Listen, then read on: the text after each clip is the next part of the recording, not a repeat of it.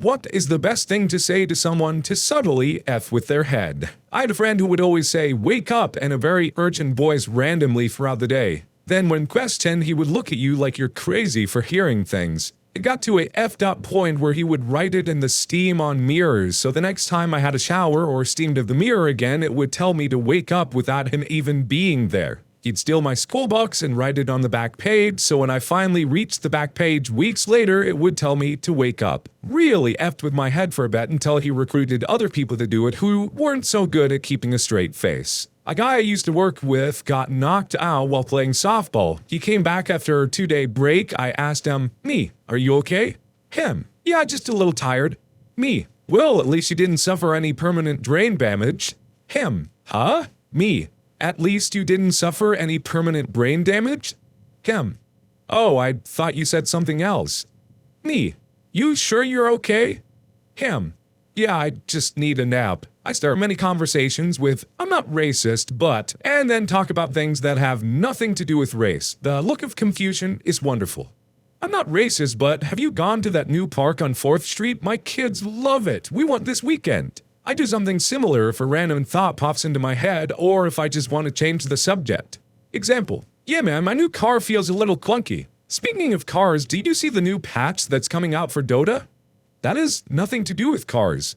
Good. I used to work at a sandwich shop and it was always great to say, "Enjoy your meal," and watch some customers say, "You too," and then quickly stop and correct themselves or walking away wondering why they made the mistake of saying that. You know that's going to be thinking about for a little while after. This one requires an accomplice. Basically, train yourselves to always shake your head sadly whenever either of you say, "the incident." "Yeah, I'm sorry, I haven't been able to talk about that since the incident." Both shakes head and then move on in the conversation as if nothing happened. Have you ever been to place? No, not since the incident. No, not since significant pause. The incident. Don't say anything. When they are around you, scrunch up your nose as if they smell. They will become extremely self-conscious. "Sticks and stones can break my bones, but insecurities give emotional scars that can last a lifetime." Make eye contact with a stranger, squint like you think they look familiar, widen your eyes, loudly mutter, "What the F?"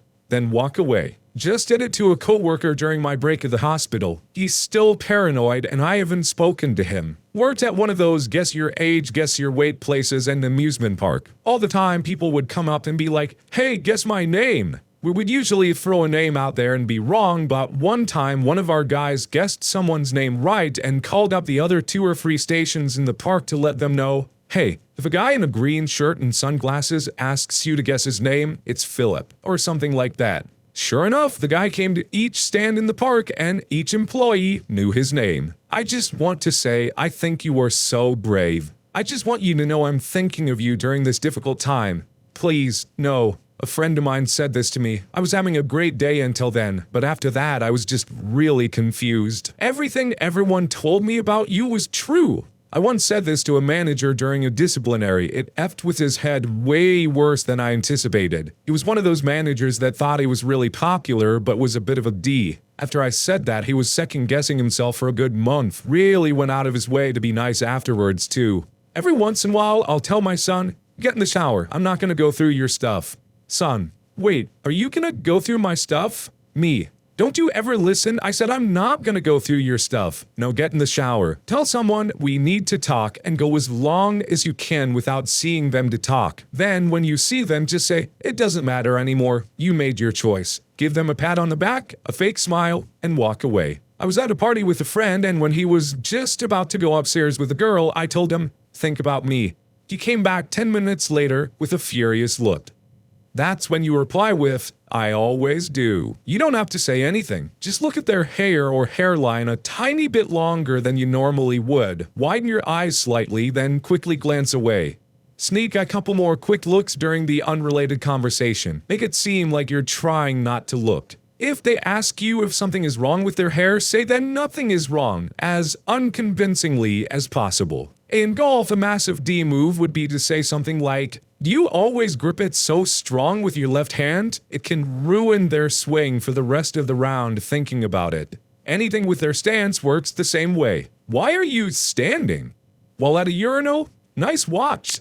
My buddy always says, "Oh, water's cold," after he unzips in a stall no matter how full the bathroom is. I got him back after like the fourth time he did this by saying, "On the surface maybe, but it's pretty warm at the bottom." Edit. Thanks guys, and deep too appears to be the normal response.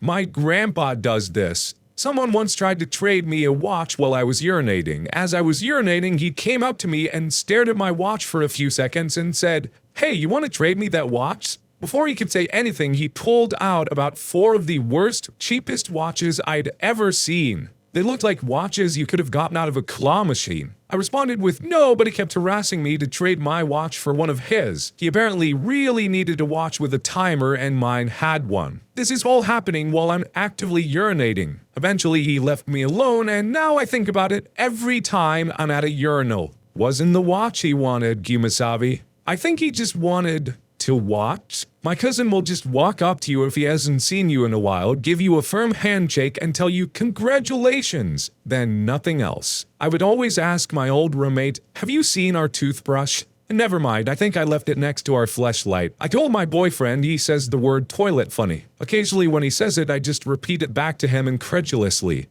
He is adamant that he's saying it correctly, which he is, and it really F's with his head when I say maybe he's hearing it different to how it's coming out. I thoroughly enjoy this game. I'll like to comment on a friend's group pictures of her and her friends and say something like, "Wow, you 3 look amazing," when there are 4 of them in the picture. That's subtly effing with 4 people's heads in one go. 17 years old, new guy at my job that I would have for 8 years. One coworker told me, "Don't take anything anyone says around here seriously," including that last sentence. Sent me into an existential crisis. "You look better than usual." I got this during my prom. Are you sure? Hate it when people do that to me. A guy I knew in college would ask me this after almost any statement I made and then proceed to Google fact-check me in front of me. Anytime they need to write down a number, "Oh, sorry, that's supposed to be an uppercase 7. My number is 555-386-teen. I used to teach high school choir, and one day a classroom messenger came into my women's choir class to deliver a message, stopped, sniffed, and said, "Who's on their period?" before walking out. It was pandemonium. Girls were crying. It was awful and hilarious. Sorry about yesterday. Give no context, none at all. Tried this with my wife. She said, "It's okay. WTF did I do yesterday?" Your wife is much better than you at this game. The white guy in a bar in Shanghai 2 years ago randomly told me that this year would be the worst year of my life. I don't believe in that crap, but F that guy, cause it got in my head. You should do this by putting on a suit, carrying a small briefcase, and acting as serious and professional as possible. Then leave the bar once you spoke to that one guy. That's a brave look. That's certainly an interesting way to do it. So that's why it turns out that way when you do it. No, go ahead. I want to see this. We played a game at college. We would walk by groups of people and say the second half of a weird sentence in passing. Winner was the person who most likely ruined someone's day with unanswered questions. Passing by a stranger. And yeah, that was the last time I showered with my dad. Or, so there I am, face down, buck naked in the woods. My friend and I were thinking, what is the weirdest thing you could overhear like this? And we landed on, but is it really necrophilia if they're alive when you start? When someone calls you by the phone, answer the phone by saying, "Hello, I would like to speak with Alex." They will think that you were the one who called them, and they will tell you, you called the wrong number. And then they hung up on you.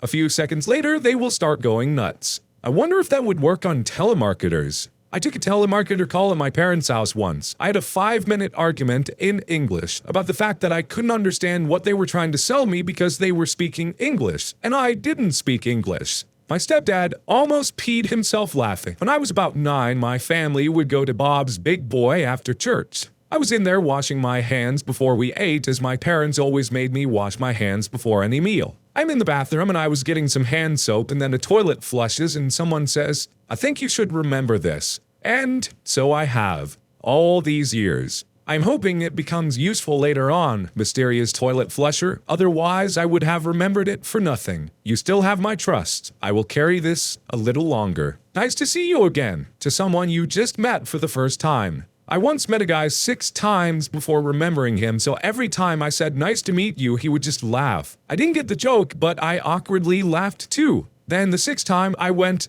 oh crap, we've done this before. He just looked at me blankly for like 15 seconds and then went, oh my god, all this time you weren't joking. Air quotes. Just randomly throw air quotes into any conversation. It really makes people uncomfortable. My people skills are rusty. This is some very interesting music. Not spoken, but written.